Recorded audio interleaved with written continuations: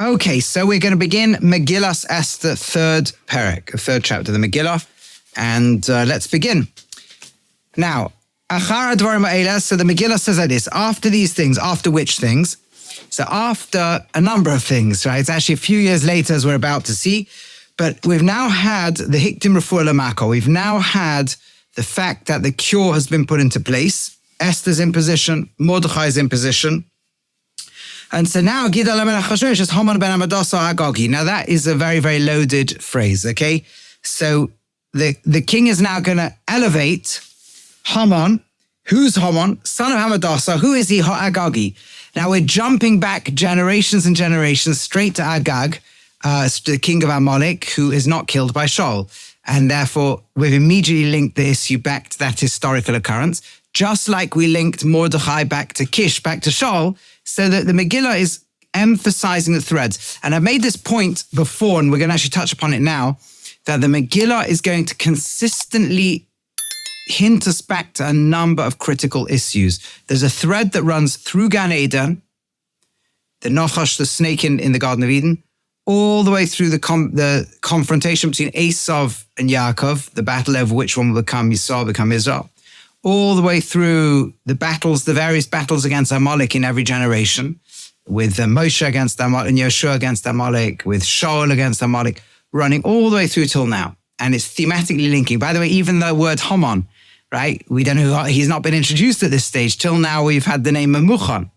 And the Gemara actually in Kufla Amates of Chulin, the Gemara actually asked the question, Haman min HaTorah minayin? Amazing question. Where's Haman found in the Torah?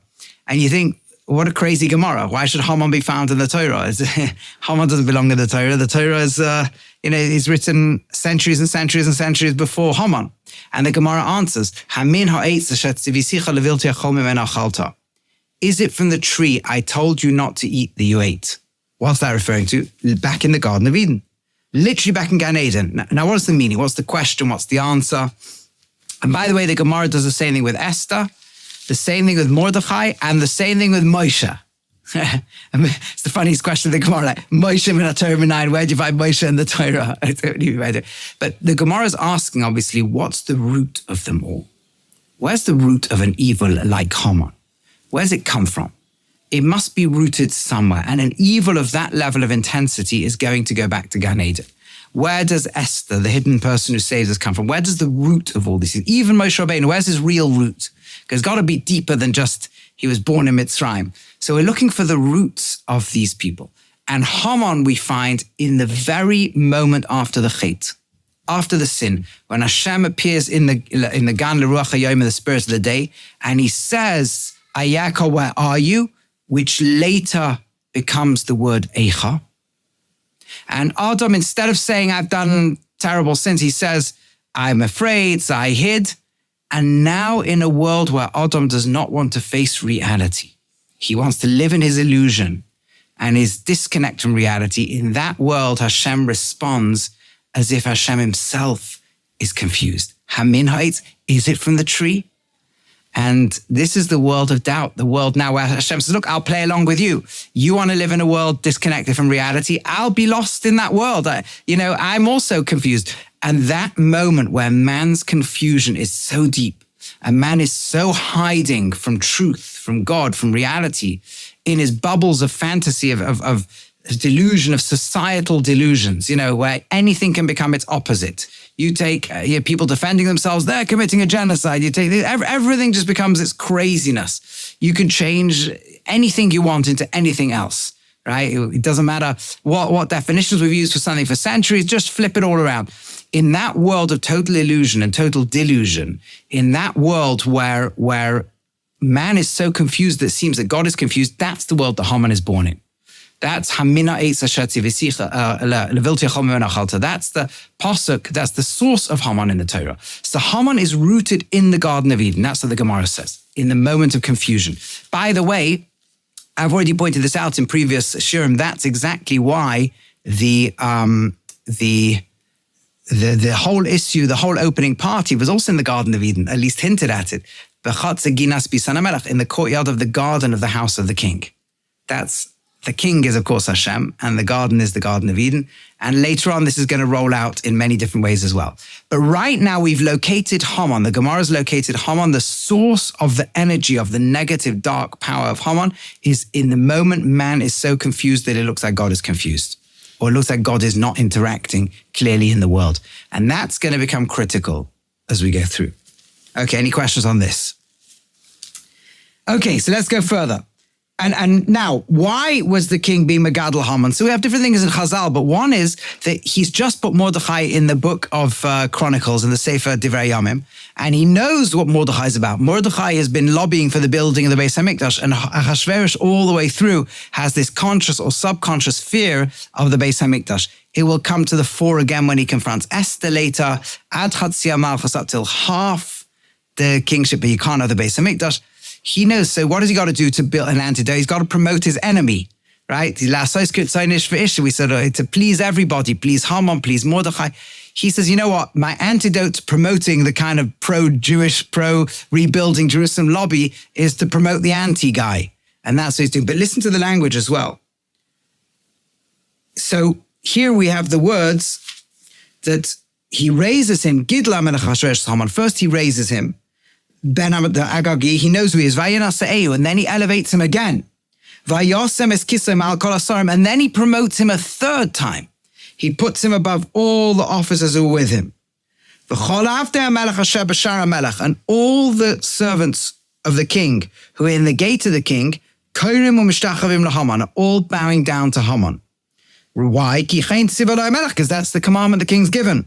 Right, some Mepharshim point out, the king only told him, they didn't tell everyone else. But either way, Mordechai will not bow down. We've already said earlier, and we're going to see it in the next few psukim, that he's a Yehudi, a Jew, and a Yehudi, the definition of a Jew in Tanakh, the word Yehudi means somebody who won't do Avodah Zarah.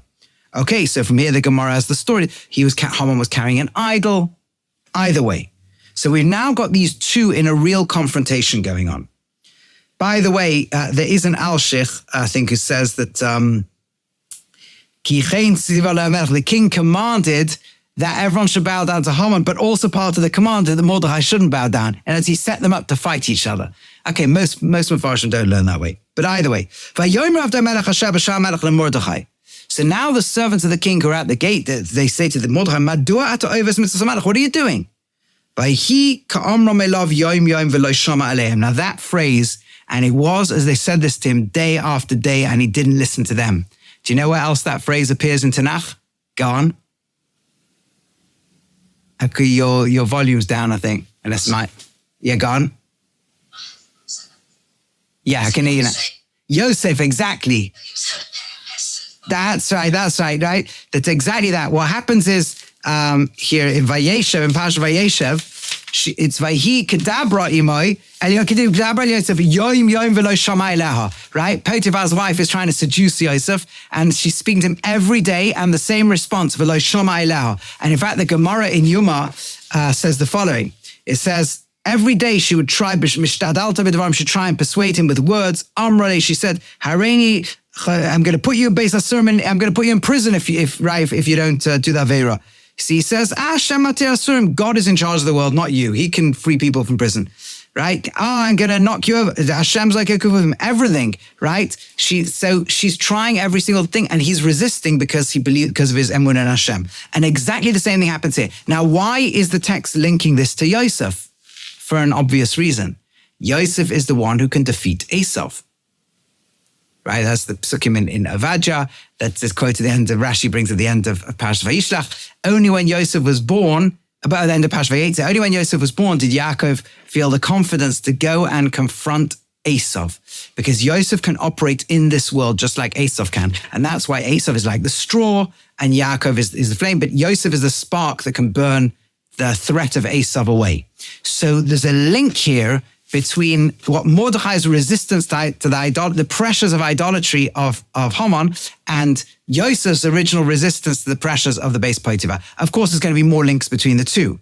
They're both going to be people who become the deputy of the king. They're both going to be led out. They're going to have the ring given to them. There's going to be many, many more links. And of course, they're both part of the family of Rachel, Imenu, who's always the family who's confronting Esav, Amalek, and so on.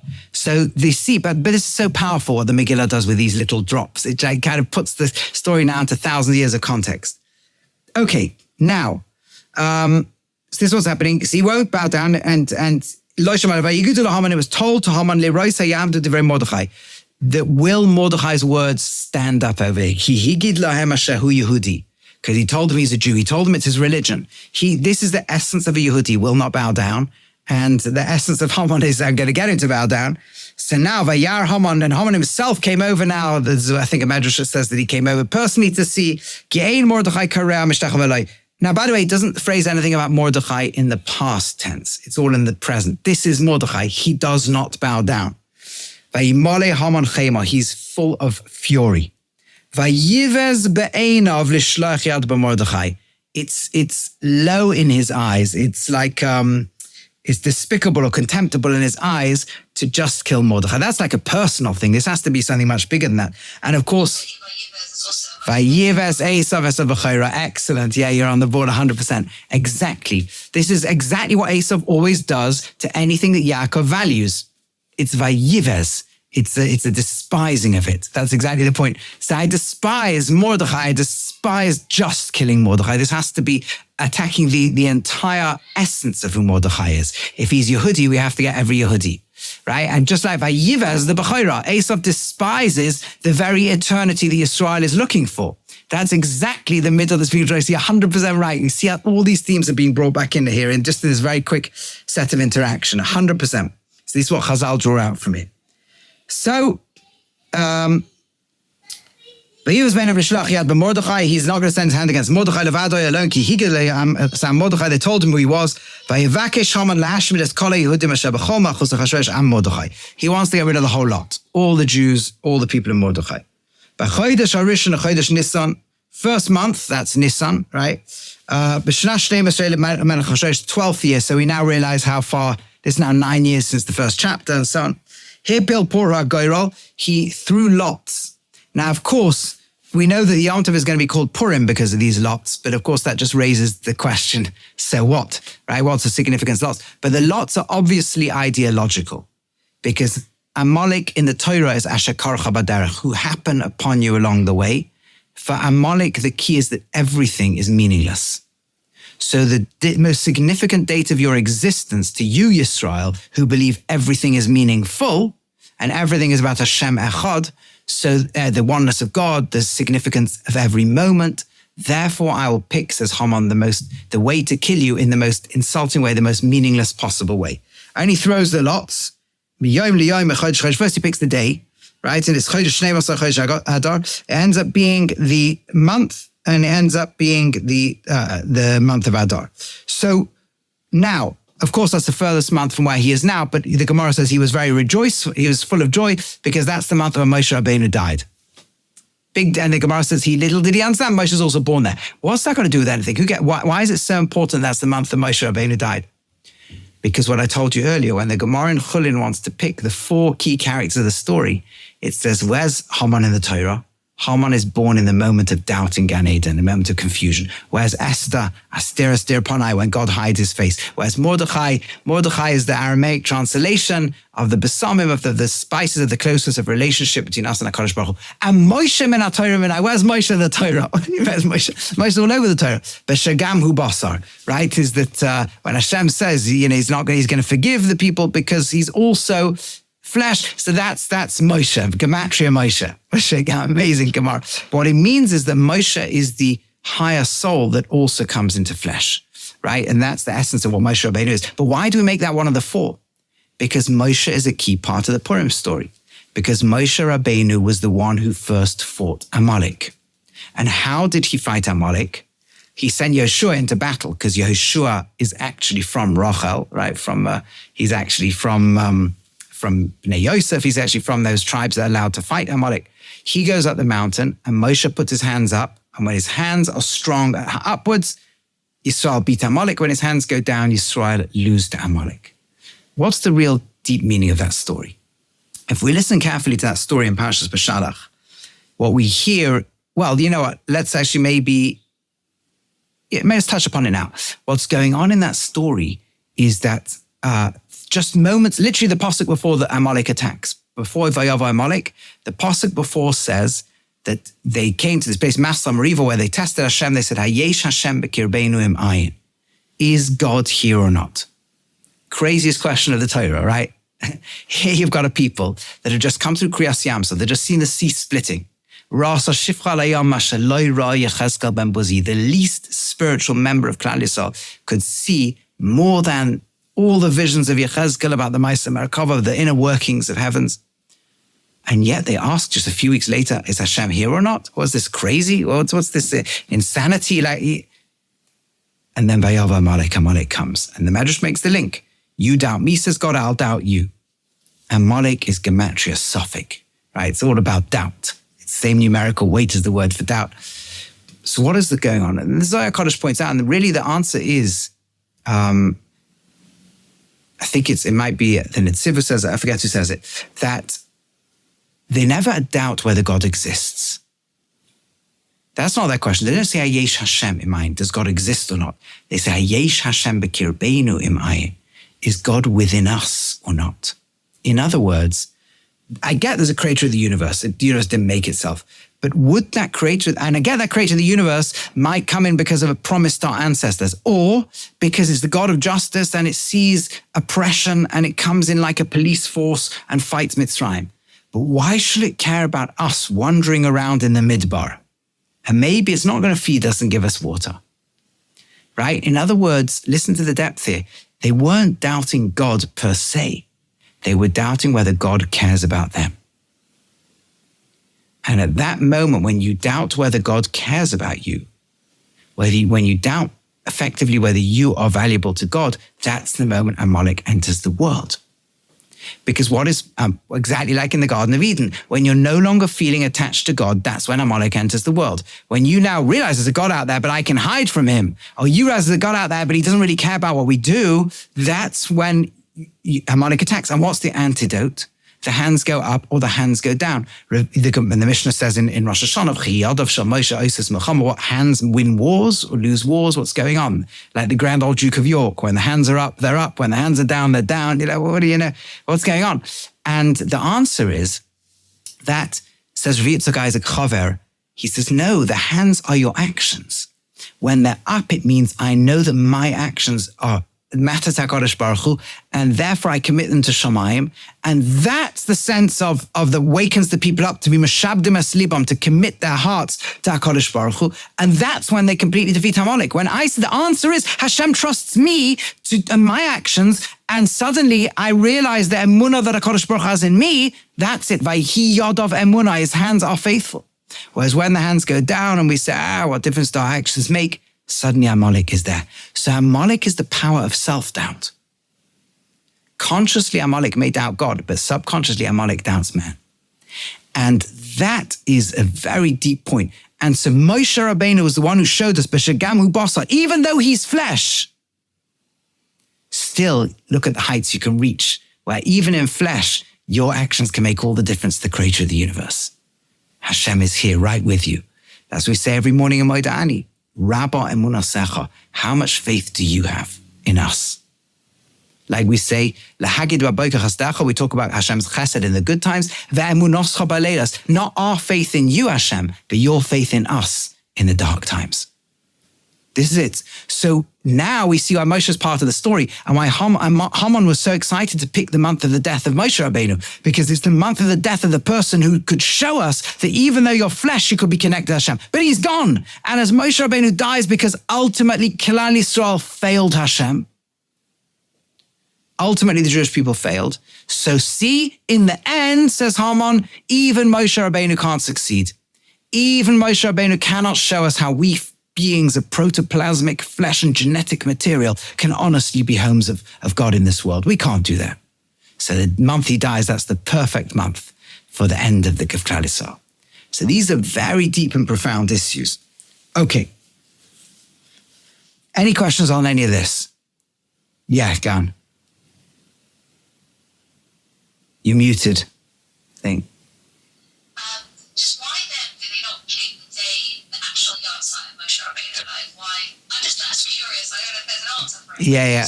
It's a good question. It turns out that the day is the furthest possible day that he could have picked because it's 30 days from his original, and the month is the furthest possible month. But he's happy with the month, at least. That's the thing. But yeah, it's an interesting question. Why the Hashgacha wasn't dafka on the day itself, since it's also that, But yeah, you're mute. It doesn't. I know that's the great irony. How can you believe in meaninglessness? But I think so you could say that's the whole point. He's saying, look, I believe in complete meaninglessness, but you who are going to think it's important are going to see that this is going to demoralize you completely. And by the way, yes, it's true he doesn't believe in Hashgacha, but he has some kind of strange belief in fate.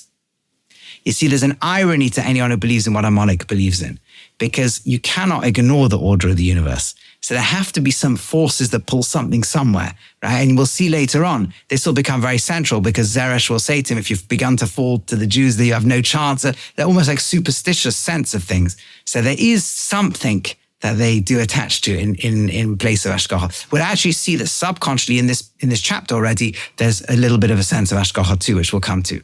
It's not as neat and clear cut. Consciously, they believe in nothing, but beneath the surface, there is something they're always connecting themselves to.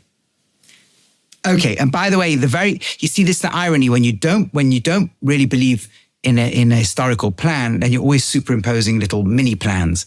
When you believe in a historical plan, you never impose anything, and you never know where you're up to in the story. We'll see that later on as well. Haman will be convinced he knows exactly where the story's up to, and Mordechai won't be. Dafka, because Mordechai trusts Hashem's building the big story, I never know where I'm up to in the story. Whereas Haman's always trying to work it out. Okay, so the next thing that happens like this. Now, Vayar Haman sees the Vayvakesh, he wants to kill him. He throws the lots, and Vayomer Haman Melech Achashverosh. Now Haman says to King Achashverosh, Yeshnoi Am Echad Mefuzim Ufored Bein Ha'amim. There is a people who are scattered. This is like classical anti-Semitic language. They're scattered in amongst everyone. B'chol Medinos Machusecha, and all the provinces of your king. V'dosem Shonos, these are the strange people. They have different laws, different religions. Mikolam from every nation. V'dosem Melech Einam Oisim, they're not loyal. They're disloyal, fifth column people. That's who they are. And there's no benefit to keeping them. Now, Rava says in the Gemara in Megillah in Daf Yud Gimel on base, the Gemara says, there's nobody who knew how to speak Lashon Hara like Haman. And listen to what he does with these words. He says, there's interesting words, Yeshnoi, what a strange, just say Yesh Am Echad. Says the Gemara that what did Haman mean? Yeshnoi is a hint at the word Yashen, asleep. You see, Haman walks into Achashverosh, and Achashverosh understands exactly who Haman is. That's why he promoted him. He's the arch anti-Semite. This is the guy who's been waiting to kill the Jews for however long. And he walks in to knock on the king's door as he's, now he's become this third promotion of this very senior fellow.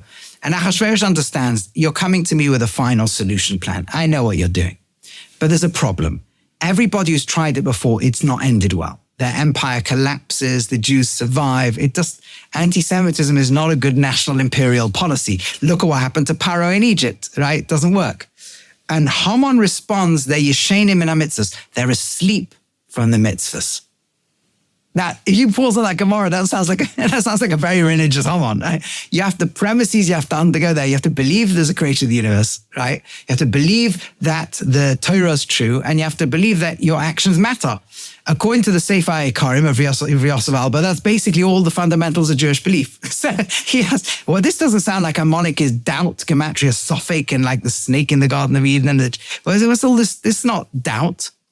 And then carries on Achashverosh, but there's the rabbis, there's all the from Jews, they're all doing holy things. There's the rabbis, they're Am Echad. They don't get judged like that. They get judged together. Hashem's not interested if a few Jews here and there doing good. Well, how's the people doing? And they're being, there's also Aravos, right? The Gemara and Sota, they have responsibility for each other. They're taking responsibility, or they're just looking after their own little schools and yeshivas and whatever. Like, if they are, then Hashem's going to punish them all. This is very from. Haman's now like a Kirov rabbi as well. He's like, he cares about the whole clan. So what's going on in that Gemara?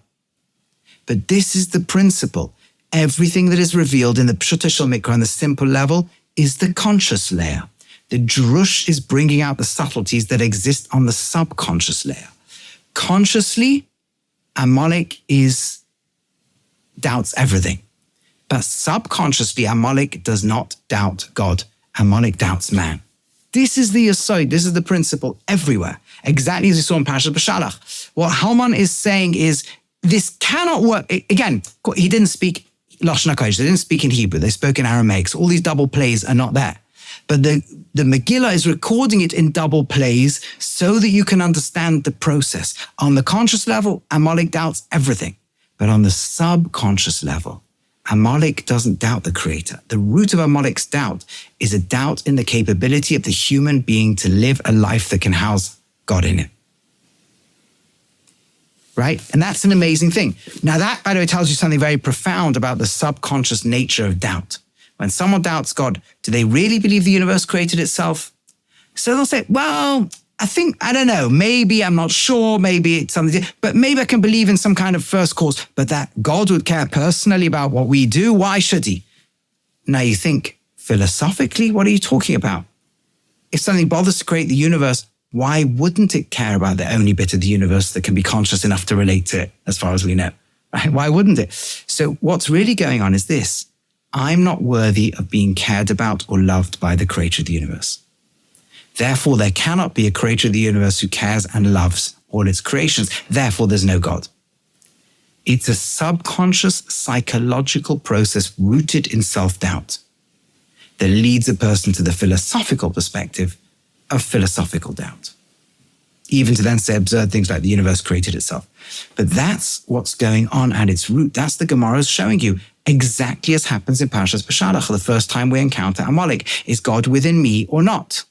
Not does God exist. And that's why at the end of the battle, it says over there, right, that Hashem tells Moshe Rabbeinu that what have you got to write? You got to write it, Zikaron B'Sefer, it's got to be written as a memorial, right? So we say, what do we say? Let me just find the pasuk over here. Right, literally right at the very end of Parashat Beshalach. Write this as a memorial in the book, and from which we're going to, eventually the Gemara learns that you can even have multiple memories of Amalek, including the story of Purim. Put it in the ears of Yeshua, Amalek, I'm going to wipe out all the values and ideology of Amalek, from under the heaven, right? And the very last passage of the Yomei says, Ki yod al keis ka. There is a hand against the throne of God. Milcham al Hashem b'Amalek midar dar. In every generation, Amalek's desire to kill the Jewish people is ultimately a war against God. Right? But what is this war against God? Yod al keis ka. Against the throne. The hand is fighting against the throne. That means the settling of God's presence. But notice it's against the first two letters of God's name. In other words, he's not really fighting the first two letters.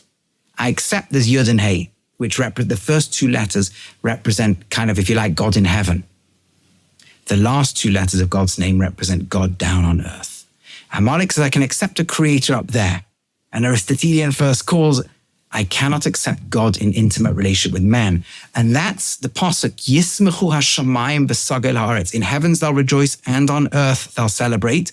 The initials are Hashem's name, Yud and Hey and Vav and Hey. Amalek has no problem with Yismechu hashamayim. Let the heavens rejoice. It's down here we can't have God's presence. And that's what's going on. So and that's exactly what happens in Gan Eden when man is all confused, and man now doesn't believe, man believes that maybe God doesn't really intervene anymore in man, and now maybe God is questioning even being involved in the world. That's exactly where Haman enters, in that confused state where man is so busy hiding in his own fears and own delusions and own lack of self-worth and own lack of reality. And that's exactly where man doubts the value of man and the meaning of our actions. That's exactly where Amalek enters. And from that rot comes the ultimate total destruction. And from there, that hatred of God's presence in the world comes a hatred of the people who stand for the ability to bring God's presence into the world. The war against God becomes the war to destroy Jews in every generation. Of course, it becomes the war to demonize Jews, because you have to say these people who claim humans can be homes of God must be moral failures. And that's why anti-Semitism is never Jew hatred. It's always Jew demonization.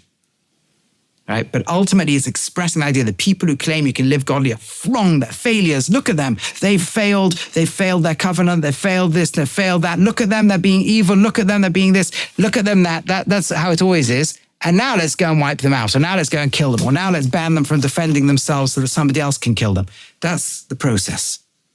Now, let's just move a little bit towards the end of the chapter. So It's not even fitting to keep them. If it's good for the king, you should write a law to destroy them. Oh, you think there's going to be economic collapse if you get rid of the Jews? I've worked out how to refinance the empire so that I can compensate. With those who do the work. You will see, I will compensate for all their businesses and whatever else they have. We'll take them over. We'll run the economy without them. The king takes the ring off his finger. Notice what the king doesn't do. The king does not say yes. And the king does not say no. He doesn't want to say yes. He doesn't want on his hand the official signature of genocide. He cares about his reputation. What happens if it goes wrong? So he's like, he does the ultimate. I'm not getting involved in this process. I take the ring off. I don't know what's going on over here. Plausible deniability. And we will see he will try to use that later on with Esther. He'll try to say, I've never heard about this. What is this? This is preposterous. This is crazy. He'll do this. He takes the ring off. And of course, the hint of the word Hamelech over here. The Gemara says there was more tshuva. This was more powerful for Klal Yisrael than all 48 Nevi'im and 7 Nevi'as, all the prophets and prophetesses. This moment of handing the ring is basically saying the world is now a controlled experiment in the world being handed over to pure evil. What happens if pure evil has its reigns on the hands of history where no one can get in their way? And of course, the real hint that Hashem's involved is when it uses the word Hamelech, the king, not King Achashverosh. Here it didn't say King Achashverosh handed the ring. As if God himself is acquiescing and saying, yes, let's give history to pure evil. This is the experiment in what happens if pure evil is going to run the world unimpeded. That's how catastrophic it is. And this is what's going on over here. And he says, the Kesef Nosunoch, Lahaman, who does he give it to? Lahaman ben Hamadasa, son of Hamadasa, Ha-Agagi, the Agagite. And in case we don't have what the king knew he was doing, Soira Hayodim. He knew exactly who he's handing this over to, the ultimate Nazi. He says, and the Gemara says it's like a person who wants to get rid of a pile of mud and the other's got a hole. Achashverosh doesn't like these Jews that much either. He just won't directly instruct them being killed. But remember, he's always been paranoid about them rebuilding the Beis HaMikdash. He wants his life a wild and party and free. So he's not going to be the actual arch villain who comes to kill us. But he doesn't mind if somebody else kills Jews. Maybe we should have a ceasefire and just stop the self-defense of the Jewish people. So somebody else, okay. That's this kind of, we just like a world that's easy. And this Jews are agitators. The money's given to you. Do whatever's good in your eyes to them. So they go out on the scribes of the king on the 13th day, all the instructions are given to the governors, to everybody, to all the provinces and all the officers, everyone in their own script, every nation its own language, signed, sealed, the king. They're sent out in the hands of the runners, to all the provinces. The message is to destroy, kill, massacre, all of them, man, woman, and children. There's nothing left to imagination here. And also, just to make sure we'll get the maximum crowds out there on the day, even the non-anti-Semites join, plunder all their spoils. There's a copy revealed for every nation to be ready for this day. The Malbim says something remarkable over here. So if you listen carefully to these psukim, there were 2 letters. One that was sent to all the governors with the explicit command of to kill, murder, massacre. But that was kept to be opened on the day. The second command, the copy, is the one that's revealed for all nations, is everybody should be ready for this day. It didn't say what to be ready for. The governors have a sealed letter. The big public notices on every town say what's going on. Now, of course, everybody understands if Haman has just been promoted and you've just put Himmler in charge of the whole thing over here, and you've got now notice saying everyone should be ready, and governors are getting instructions. Everybody knows what it's about. But the fact that it's not explicit and is written in this way to give Achashverosh deniability is later on going to become critical in the reinterpretation. So Haman's all of this is being set up for what will eventually turn around. But quickly, the law was already given in Shushan. And of course, the king and Haman sit to drink. And the city of Shushan is confused. And of course, Hamelech, the king himself, is elevated this power from the Garden of Eden into the world of the Shushan, the world of the rose. There's all these little hints going on. But what's happening over here now is something where you have an irrevocable decree, where nobody can stop it, even the king himself. The ring has been given, the seal's been done, and there is no solution to this problem. And that is the amazing situation that in the short run, evil can do the most horrific things. How it gets turned around is the story of the rest of history. And that is basically what's going on. So we're seeing but the biggest deep insight really emerging with this parak is the very nature of Amalek. From Gan Eden, through the battle with Moshe Rabbeinu, through Yosef being able to resist all the temptations, because that's what it was. The temptations were basically Yosef, look, who are you? You've been kicked out of your home. You're nowhere. You're a little boy. Give it up. Give up. And Yosef, but Hashem. Right? God doesn't want me to mess up here. God believes in me. The very hands that became Moshe's hands, these are the hands that fight Amalek. And the very thing that caused Amalek to doubt our ability to is exactly what gave to the hand, the ring given to the hand of Haman, the Shleach Yad, to send his hand out. Again, it's all where the hand is the hand upwards, in which case our actions are godly, or are the hands given up, in which case that's it. That's the hands of Amalek. And that is basically where we finish this parak. If there's any last questions, we have another 2.5 minutes, so we can still take some questions if there are any. If not, fine, we're in a good place to finish this. Sorry. Thank you very much. I just wanted to ask you, is it 3 weeks now until Purim that this show? Because I happened to see it on some WhatsApp group. Yeah, I believe so. Yes. Thank you very much. A big pleasure. Thank you so much. A pleasure. Have a very good week, everyone.